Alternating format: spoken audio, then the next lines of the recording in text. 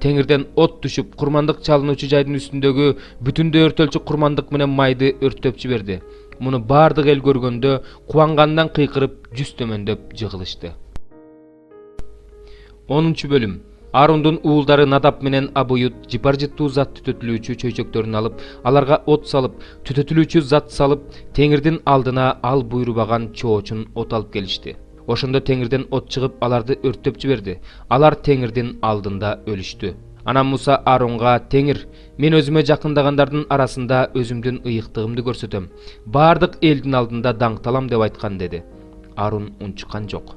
Анан Муса Арундун агасы Узиелдин уулдары Мишаэл менен Элсапанды чакырып, аларга: «Барып, бир туугандарыңарды ыйык жайдан стандын сыртына алып чыккыла» деди.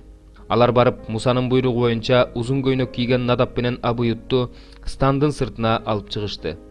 Муса Аронга жана анын уулдары Элазар менен Итамарга мындай деди: «Өлүп калбайын десеңер, Теңирдин каары жамаатка төгүлбөсүн десеңер, баш кийимиңерди чечпегиле, кийимиңерди айрыбагыла, бирок бир туугандарыңар бүткүл Исраил эли Теңир өрттөп жибергендерди жоктоп ыйласа болот. Өлүп калбайын десеңер, жыйын чатырынын эшигинин алдынан кетпегиле, анткени силер Теңирдин майлоочу майы менен майлангансыңар». Алар Мусанын айтканын кылышты. Теңир Арунга дагы мындай деп айтты: «Өлүп калбайын десеңер, жыйын чатырына киргенде өзүң да уулдарың да шарап да күчтүү ичимдик да ичпегиле. Бул силердин укум тукумуңарга түбөлүккө калган мыйзам болсун.